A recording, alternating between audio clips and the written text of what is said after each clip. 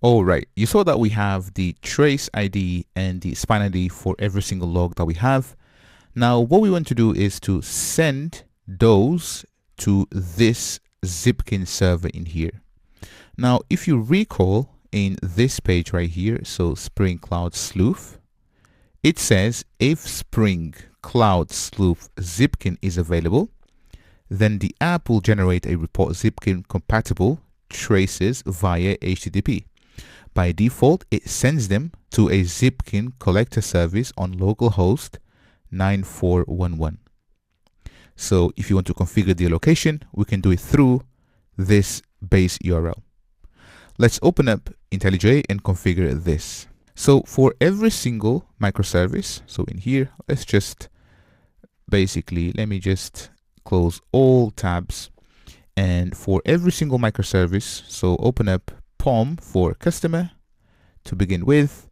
And in here, let's just add the dependency. And this will be Spring Cloud Sleuth. And this will come from the org.springframework.cloud. Now let me take this and add it to the Eureka server, just like that. Let's also add it to fraud. There we go. And finally, notification. There we go. Now, as always, let's reload the Maven changes so that it picks up the dependencies. And we should be good to go. Now, let's open up the main resources application.yaml, and inside of Spring, we can define the Zipkin URL. So here, I can just say, so one level before, I can say Zipkin, and then have a look. We've got base URL, and the default, have a look, the default is localhost and then 9411. So let's just basically be explicit. There we go. And this will be http://localhost:9411.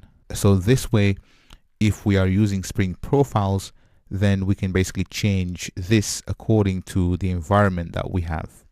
Now let me take this and add it to fraud, just like this. Also for Eureka server. There we go. And finally, customer. And there we go. Now all we have to do is restart all the services. So let's start with the Eureka server and then customer, followed by fraud.